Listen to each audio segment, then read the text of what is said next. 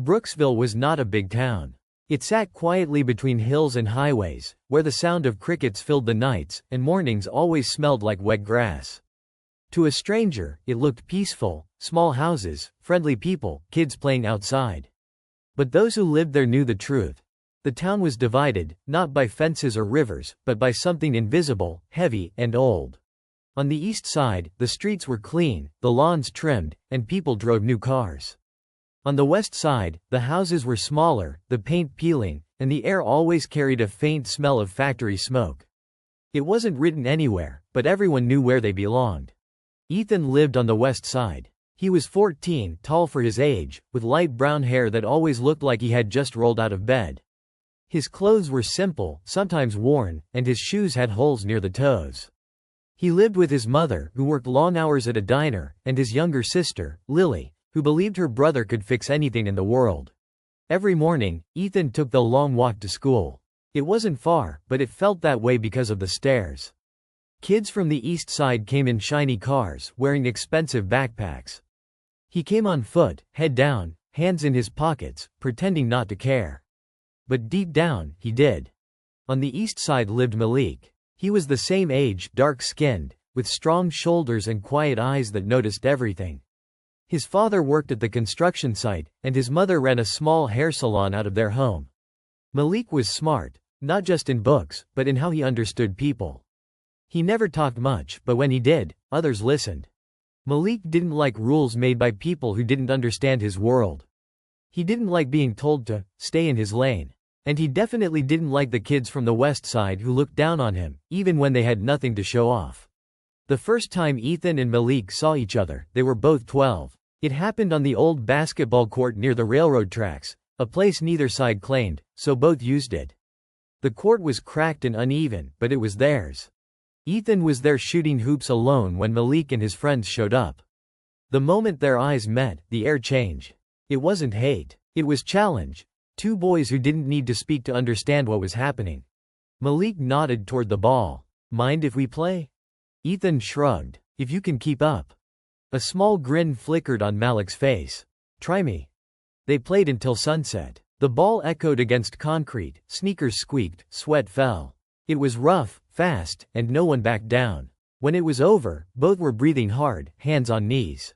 Ethan said, "Good game." Malik replied, "You too." And that was it. No handshake, no smile, just respect hidden behind pride. Months passed. School began. And suddenly, that basketball court was a memory neither forgot. They went to the same school, but not the same world. Ethan sat near the back of class, quiet and distant. Malik sat near the front, sharp and focused. Teachers liked Malik. He was smart and calm. They tolerated Ethan, a good kid, but easily distracted. Still, something unspoken grew between them. Whenever one entered a room, the other noticed. Not friends, not enemies, just two lives crossing in silence. Then came the spark. It was a Friday afternoon. The gym was crowded, and the noise echoed like thunder. A pickup basketball game had started, West Side versus East Side. No teams, no rules, just pride on the line. Ethan wasn't supposed to play, but when someone called him out, "Hey, West Side boy, you scared?" He stepped forward. Malik was already there, spinning the ball in his hands. The first few minutes were easy, pushing, laughing, testing. Then the laughter faded. Malik stole the ball from Ethan, dribbled past him, and dunked hard. The crowd cheered. Ethan's pride burned. On the next play, Ethan blocked Malik, shoulder-checking him midair. Malik stumbled, fell hard, and scraped his elbow. Silence fell. Malik stood up slowly, eyes fixed on Ethan. "What's your problem?" Ethan wiped sweat from his forehead. "You play rough, I play rough." A moment passed. Long, tense, electric. Then someone shouted, "Fight! Fight!" They didn't fight that day. Teachers came. The game broke up, but something had started that couldn't be stopped. Over the next weeks, they avoided each other. Still, every time Ethan saw Malik in the hall, something twisted inside him, not anger, but something heavier.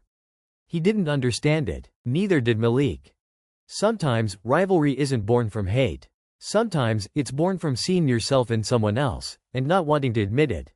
One rainy afternoon, Ethan stayed late after class to finish a project. The hallways were quiet, lockers shining under dim light. As he walked out, he saw Malik standing by the doors, waiting for the rain to stop. Neither said anything for a moment. Then Malik spoke softly. "You always walk home?" Ethan nodded. "Yeah, you?" "Sometimes." Malik looked out the window. "It's a long walk." "Yeah." The silence wasn't uncomfortable. It was new, a kind of peace that neither boy had felt before. Outside, thunder rolled. Malik said, "You know, you're not bad on the court." Ethan smirked. "You too. Just don't trip next time." Malik laughed quietly, the first real laugh they shared. And for the first time, the invisible wall between East and West cracked, even if just a little. That night, both boys went home thinking about that short conversation. Neither told anyone, but deep inside, something had shifted.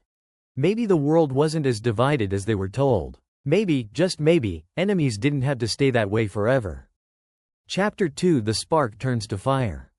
The following week, the air at Brooksville High felt different, heavier, like something waiting to explode.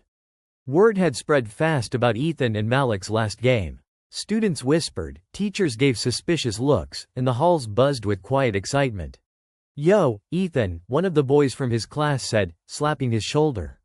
"You really gonna let Malik talk like he runs the court?" Ethan shrugged. "I'm not looking for trouble." "Yeah, but trouble's looking for you," the boy said with a smirk. Ethan laughed it off, but inside, the words stuck. It wasn't about the court anymore. It was about pride, his, Malik's, and everything the town had taught them to believe. At lunch, Malik sat with his friends from the east side, Trey, Darius, and a few others. They were loud, confident, the kind of boys who didn't care what people thought. But Malik wasn't laughing. He kept his eyes on the cafeteria across the room, where Ethan sat alone, earbuds in, staring at his tray. "Man, forget that kid," Trey said. "He thinks he's tough 'cause he threw one shoulder on the court." Malik shook his head slowly. "He's not soft. He just doesn't back down." "Then prove you're better," Trey challenged.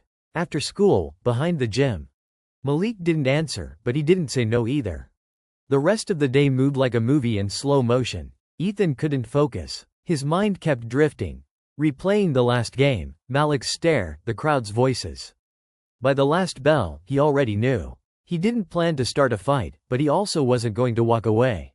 When he stepped outside, clouds were gathering, gray and thick, hanging low over the schoolyard. The air smelled like rain. Behind the gym, a small crowd had already formed. Dozens of kids stood in a circle, whispering and waiting.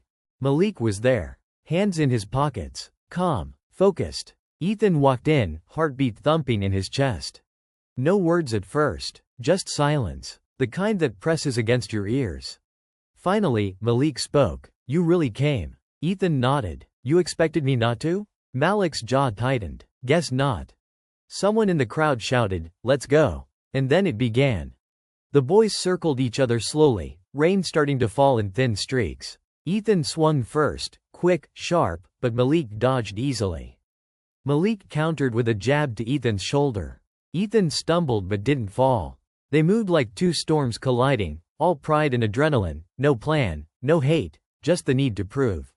A punch landed on Malik's lip, blood mixed with rain. Another hit caught Ethan's cheek. He winced but kept swinging. No one cheered now. The laughter had faded. What they saw wasn't entertainment, it was pain turned into motion. After a minute that felt like forever, both boys stopped, panting. Rain poured harder now, soaking their clothes, dripping down their faces. Malik stared at Ethan through the downpour. "You done?" Ethan wiped his mouth, smirking. "You?" Then Malik laughed, quietly, almost surprised. Something in Ethan cracked. He started laughing too, breathless and wet. The crowd didn't understand what was happening. But the fight was over. No one had won. No one had lost. They just stood there, two boys, soaked to the bone, bruised but free of the weight they'd carried for months. As they walked in different directions, a teacher finally arrived, shouting for everyone to go home. But Ethan didn't hear. Malik didn't either. For the first time, they weren't thinking about sides. They were thinking about each other, and how strange it felt to finally understand someone without needing words.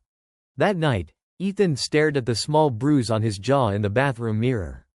He touched it and smiled faintly. Across town, Malik did the same. Two reflections. Two boys. Different worlds. Same pain. Same respect. Chapter 3: The Silence After the Storm. The next morning, Brooksville High felt quieter than usual. The rain had stopped, but puddles still reflected gray clouds that refused to move on.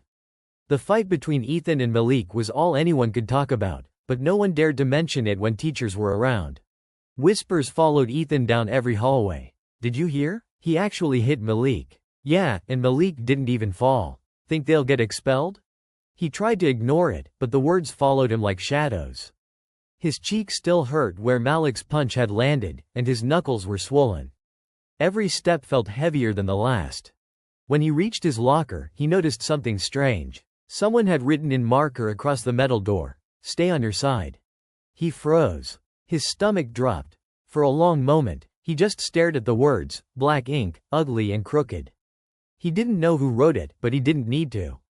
It wasn't about Malik. It was about what he represented, a boy from the West Side stepping somewhere he wasn't supposed to. He closed the locker slowly, his hand shaking. Across the school, Malik sat in the nurse's office, an ice pack pressed to his lip. The nurse frowned. You boys could have hurt each other bad. What were you thinking? Malik didn't answer. He just stared out the window. The clouds looked like smoke drifting over the schoolyard. He wasn't thinking. That was the truth. He didn't want to fight Ethan, not really.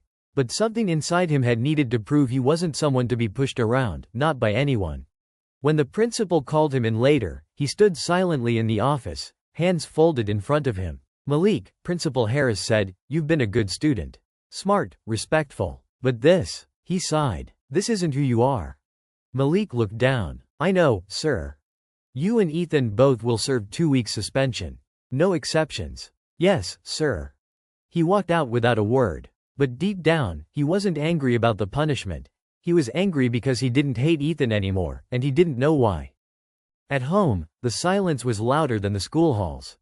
Ethan sat at the kitchen table, head down, as his mother read the suspension notice. You fought? You? She said softly, disbelief in her voice. He nodded. With who? He hesitated. A kid from school. Name? He hesitated again. Malik. His mother sighed, rubbing her temples. Ethan, I work double shifts to keep you and your sister in that school. You're supposed to do better. Not get caught up in fights. I know, Mom. I didn't mean to. Then why did you? He didn't have an answer. Because he was tired of feeling small? Because everyone expected him to stay quiet? Because Malik reminded him of everything he wished he could be? Strong, respected, fearless? He just looked at the floor. His mother's voice softened. You're a good boy, Ethan. Don't let anger change that. Malik's house that night was no calmer. His father stood by the window, arms crossed. A fight? At school? Yes, sir. With who? Ethan. His father frowned. The white boy from the West Side? Malik nodded. His mother, from the kitchen, said quietly, You didn't start it, right? Malik didn't answer. She turned, voice firmer. You didn't start it, right?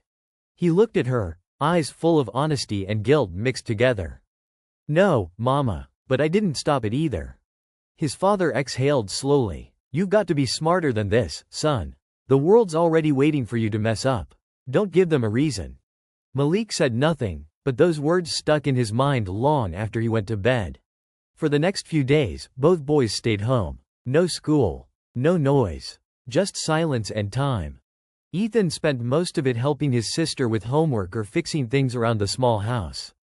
But when night came, he found himself replaying the fight in his head, the sound of fists, the rain, Malik's laughter in the middle of chaos.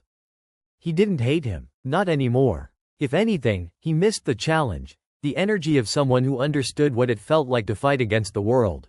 Malik felt the same. He walked by the basketball court every evening, ball under his arm, just standing there as the sun dipped low. He thought about that first game 2 years ago. How different it all was. How the same it still felt. The Monday after their suspension ended, both boys returned to school. When Ethan walked through the doors, conversation stopped. He felt every pair of eyes on him, but he kept his head up. He was done hiding. At the other end of the hallway, Malik was walking in too. Their eyes met. For a moment, nothing else existed. No words, no nods, just understanding. Then, without breaking eye contact, Malik lifted his hand and tapped his chest twice, a quiet sign of respect. Ethan gave the smallest nod in return. They walked past each other and went their separate ways. But for the first time in Brooksville High's history, two boys from different sides of town had broken an invisible wall. Not with peace talks or rules, but with fists, pain, and truth.